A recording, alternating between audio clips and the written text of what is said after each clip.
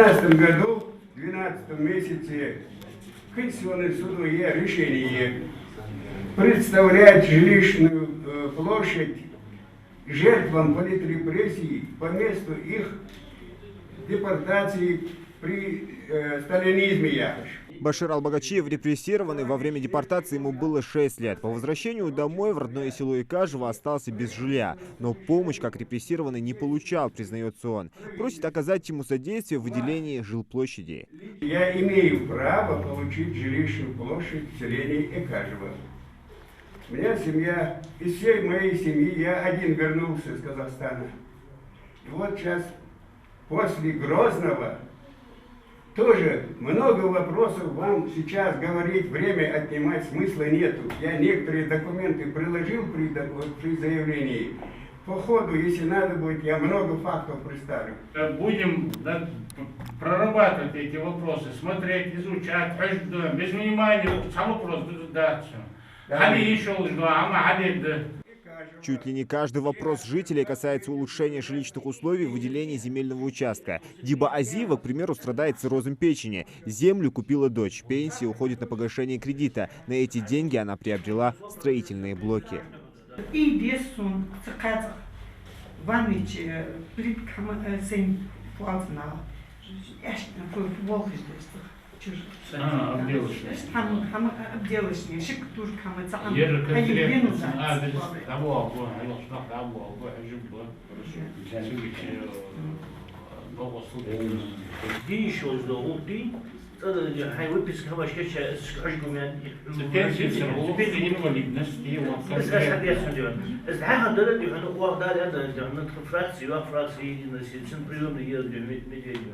Я председатель, находил уже реакция, далее помощь ожгунduğuna değişiyorluğu kıymaçta diyorluğu владетуна.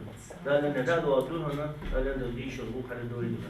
Жалуется на плохие жилищные условия и Залихан Хамхоева. Сейчас она живет в доме 52-го года постройки, который давно пришел в негодность. Каждый раз комиссию дают, как-то помощь вам дать. Женщине обещали, что с ее вопросом разберутся в кратчайшие сроки. Между тем, Золубан Тачиева жалуется на то, что в микрорайоне, где ей выделили земельный участок в Малгобекском районе, отсутствуют все необходимые коммуникации для жизни. Вопрос очень сложный. Очень сложно. Но мы, тем не менее, будем вас иметь в виду, рассмотрим. В общественную приемную председателя партии «Единая Россия» Дмитрия Медведева в Магасе пришли десятки людей. Вопросы, которые они сегодня сюда выносят, одинаковые. Это прежде всего жилищный вопрос, связанный с земельными участками. Есть вопросы социального характера.